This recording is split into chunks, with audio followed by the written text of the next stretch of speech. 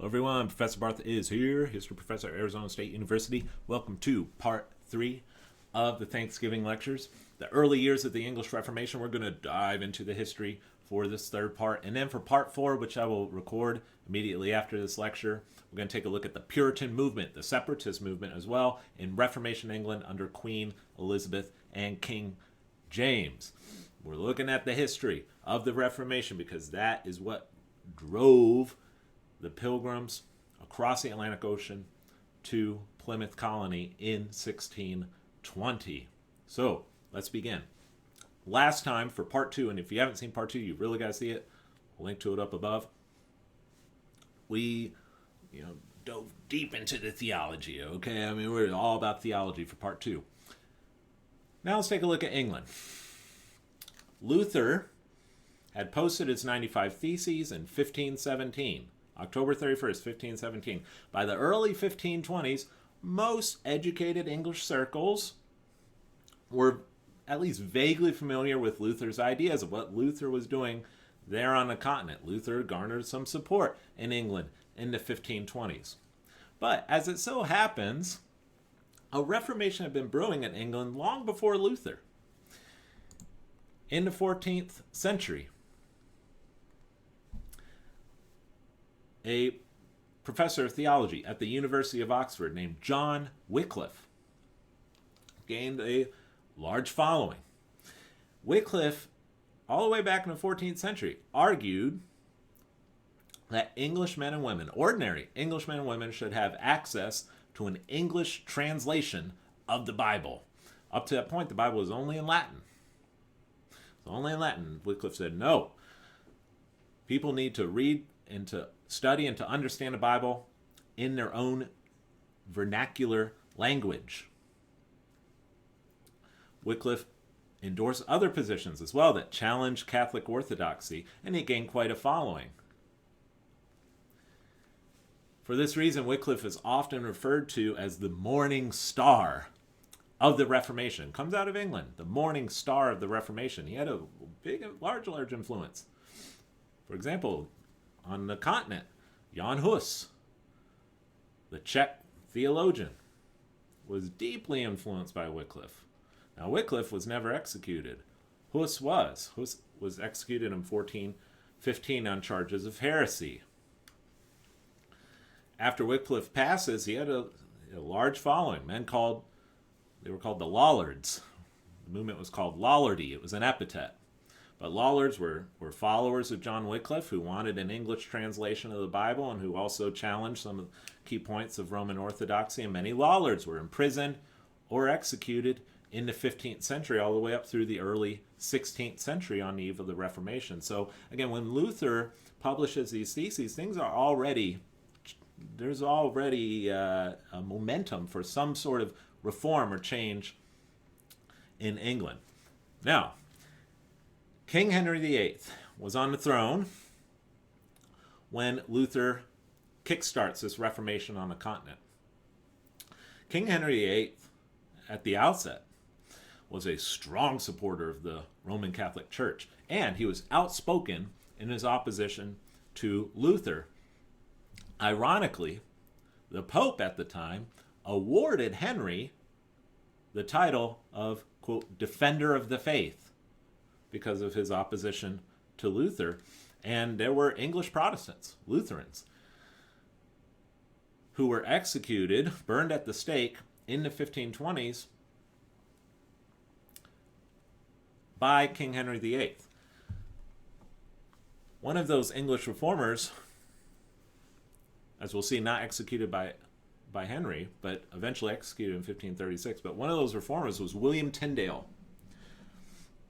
William Tyndale in the early 1520s was drawn to Luther's radical ideas of justification by faith.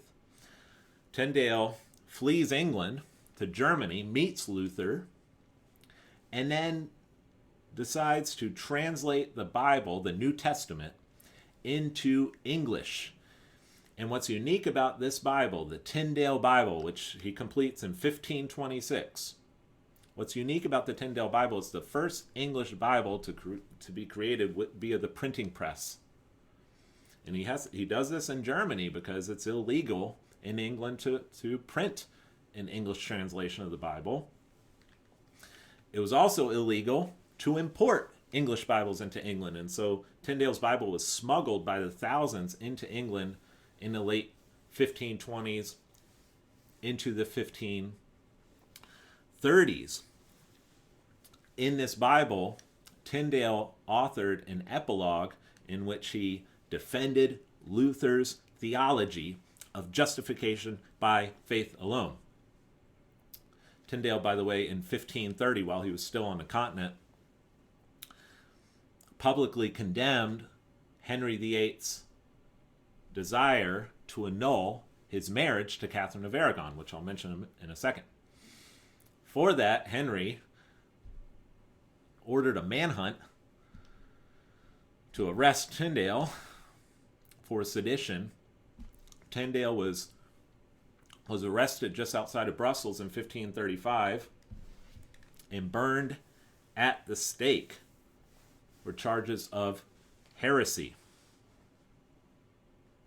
Now, Henry deeply wanted a male heir. Why did he want a male heir so badly? Well, in the late 15th century, England had undergone these dynastic wars between two competing houses, the House of York and the House of Lancaster.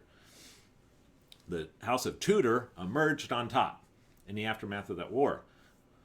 Henry wanted to stabilize his family's claim to the throne, and to do that, he wanted a male heir. The problem was his wife, Catherine of Aragon, had failed to give him a male heir after approximately 2 decades of marriage. And so, in 1527, Henry appealed to the Pope requesting an annulment. And he came up with this convoluted reason for why the marriage was not legit. The Pope refused to annul the marriage. Outraged, Henry split from the Roman Catholic Church, and it happened in stages over the next few years. It was largely complete by 1532. Divorced Catherine, and in early 1533 married Anne Boleyn, who was later beheaded, and who also failed to give him a male heir. Gee, I wonder if maybe Henry had some responsibility there for not having a son. In 1534, the break was officially complete when Henry directed the English Parliament to pass a new law, and it was called the Act of Supremacy, which recognized the English monarch as the supreme head on earth of the Church of England. The Act of Supremacy required all English subjects to swear allegiance to the king as the head of the church, and it made it high treason, punishable by death, to deny the supremacy of the king over the English church. A couple of years later, in 1536, Henry dissolved the Catholic monasteries throughout the land, confiscated their land, and then sold it off to prominent Englishmen to secure their loyalty. Okay. By the way, there were a lot of prominent Englishmen, such as Thomas More, who refused to recognize Henry as the head of the Church of England, and they were executed for on charges of treason for not acknowledging his supreme authority over the church. Now, aside from his objections to papal authority, Henry had no real complaints with Roman Catholic doctrine. He would have been just perfectly content to leave the liturgy and the ceremony and the rituals, the specific creeds, completely alone. Things like clerical marriage. If you're a clergyman, you cannot get married. That was retained. You have to confess to a priest. The view of the Eucharist. The Eucharist is the literal, the communion table. The bread and the cup are the literal body and blood of Jesus Christ. All these things were retained after the break with Rome. No English Bibles. There was no authorized English Bible. You weren't allowed to have an English translation of the Bible even after the break with Rome. When Tyndale was executed in 1536, as he was strapped to the stake, he cried out, "Lord, open the eyes of the King of England. Open the eyes of the King of England." As it so happened, in the following years there were some moderate reforms. They were limited. For example, in 1539, King Henry VIII commissioned his chief advisor, Thomas Cromwell, pictured there, to translate, to officially authorize an English translation of the Bible. It was called the Great Bible. Now, this first authorized English translation of the Bible was meant purely for the pulpit. It was not commonly owned. It wasn't in English households. It was just for the pulpit. But it was a start. It was an English translation of the Bible officially authorized by the government.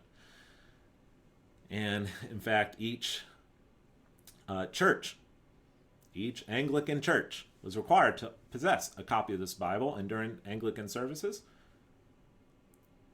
the Bible was read aloud during the service. But Cromwell was, again, very moderate in the reforms he advocated. The Archbishop of Canterbury, Thomas Cranmer, he was Archbishop of Canterbury from 1533 to 1555. It was a senior bishop in the Church of England. In the early part of his time as Archbishop, Cranmer was very, very, very cautious about any reforms to doctrine or liturgy. Very, very cautious. And in fact, between 1530 and 1546, a total of 63 Protestants, radical Protestants, 63 Protestants were burned at the stake for pushing for more reform at the church, and Henry objected to that. And so the reform is very gradual, very slow, painstakingly so for a lot of people, especially for Calvinists. In 1536, John Calvin published his famous, enormously influential Institutes of the Christian Religion. That's in 1536, right at the beginning of the English Reformation. Now, the original edition was in Latin, but English theologians, bishops who knew Latin, many of them read this book and were deeply influenced by it in a desire to further reform the Church of England in a Calvinist direction. Gained steam and a stark division within the Church of England between traditionalists on the one hand, who desired to keep the Roman traditions, the Roman doctrines, just only with the king as the head instead of the pope. Division between the traditionalists and the reformers, who were deeply influenced by Luther, but especially by Calvin, really came to the fore and during the latter years of Henry's reign. And again, many of them were imprisoned, and several of them were burned at the stake. Henry dies in 1547. His only son, Edward, became king. Edward was just 9 years old when he became king, and it was during Edward's 6-year-long reign that Protestantism really took hold over much of England, and especially over the Church of England. Edward surrounded himself with many Protestant advisors, one of whom was John Knox. I'll mention him in a little bit. John Knox was a Scot who was deeply Protestant, Reformed. He was an influential advisor in Edward's court. Thomas Cranmer, Archbishop of Canterbury under Henry VIII, continues under Edward VI, but Cranmer had become more reformed over the years, and that was now pushing for greater reforms. Cranmer authors the Book of Common Prayer. The Book of Common Prayer was a liturgical book to be used in Anglican services, and the Book of Common Prayer pushed England in a more Protestant direction. So, under King Edward VI, clergy were now allowed to marry. You could now marry if you were a clergyman. The Eucharist was no longer the literal body and blood of Christ, but was symbolic of the body and blood of Christ, which was the Reformed view. You were no longer required to confess to a priest. Edward dies only 6 years into his reign, and he's replaced by his half-sister, the daughter of Catherine of Aragon, Queen Mary, who was a devout Roman Catholic.